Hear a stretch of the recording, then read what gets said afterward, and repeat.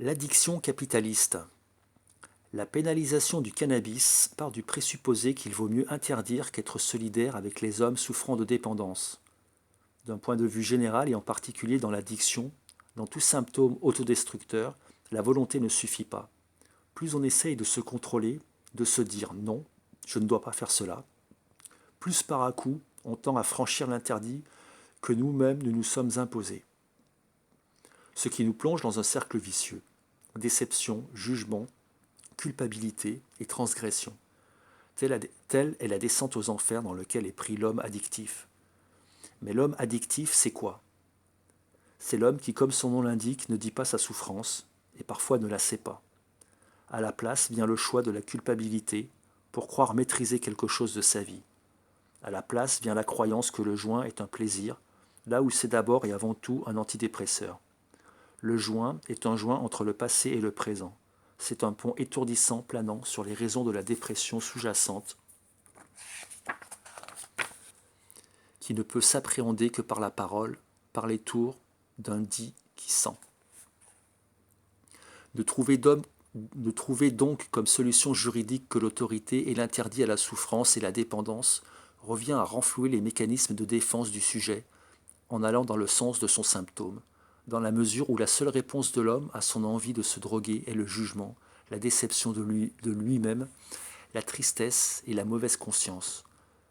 Faisceau de sensations qui en retour le poussent à transgresser et à se mettre en défaut avec ses propres règles, car inconsciemment le sujet est sous dépendance d'une autorité qu'il a déjà internalisée et qu'il reproduira dans son rapport à la société. Le choix du contrôle et non de la responsabilité révèle un modèle de société où les hommes ne sont pas soutenus en bas de façon solidaire par le cœur, mais descendus du haut, par le bas, par l'autorité, lorsqu'ils s'autodétruisent.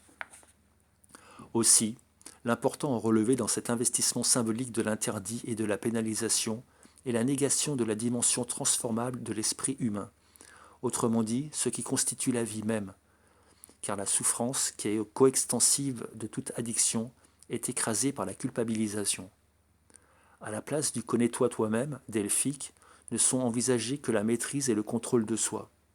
Le problème fondamental de cette loi est donc que par son interdit même, elle alimente et renforce l'addiction. Pourquoi? La maîtrise et le contrôle sont les moteurs mêmes de l'addiction. Aussi, la société n'est là qu'en miroir de ce schéma de souffrance nié. Elle agit comme le drogué, elle dit non. Et en disant non, elle s'approprie le sujet, puis elle lui tape sur les doigts en le descendant. En sanctionnant, elle laisse les gens à l'état de minorité puisque son rapport à l'autre n'est que négatif.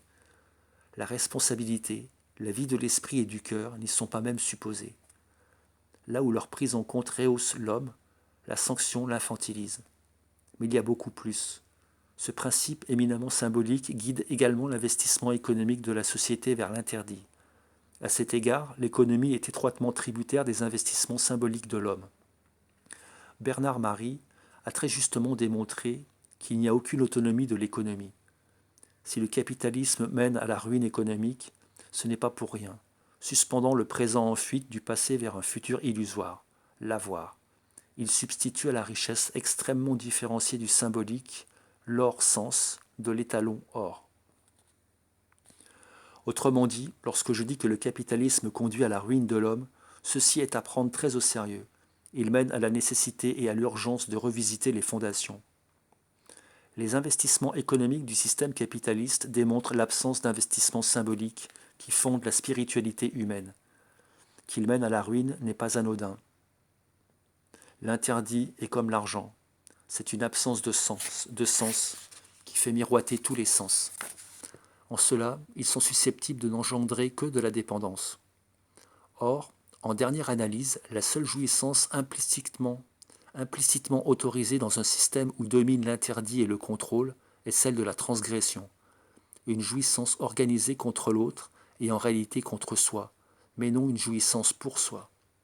La dépénalisation du cannabis serait un petit pas vers la sortie du capitalisme, dont le propre est d'être fondé sur l'addiction, la terreur et la dépendance dont procède la course avide, sans fin et sans fond, puisque ce système n'a de cesse d'aplanir la richesse interne de l'homme ignoré en la fonctionnalisant pour après.